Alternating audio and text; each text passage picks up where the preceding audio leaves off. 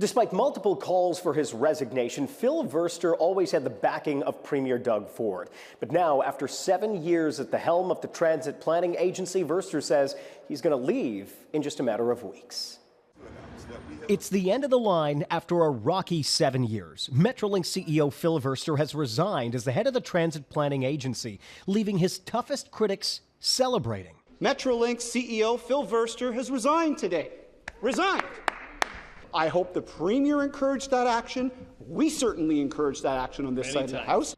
During his tenure, Metrolinx was given a growing mandate, one that took the agency away from planning to focus more on building new transit projects. The Ontario Line, the Eglinton Crosstown LRT, the Finch West LRT, and the Hazel McCallion Line. We come in, we get elected, and all of a sudden we sit Phil Verster down, the CEO, and you're no longer running the trains. You're going to embark on the largest transit project in North America. You know, this is no easy task that we put on his back. But the LRT projects have hit multiple delays, from financial troubles to lawsuits, leaving the opening of those lines as an open-ended question. And we will announce an opening date when we are about 3 months away from that date. The costs of the Ontario line have also ballooned under Verster's watch.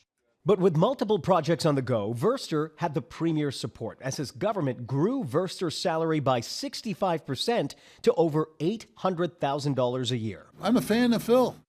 Verster's salary also included a $12,000 a year vehicle allowance, which also raised questions. Global News has learned that Verster doesn't own a vehicle and has free access to GO Transit.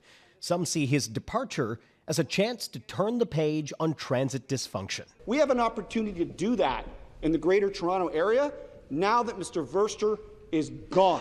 Phil Verster's final day as the head of Metrolinx is on December 16th.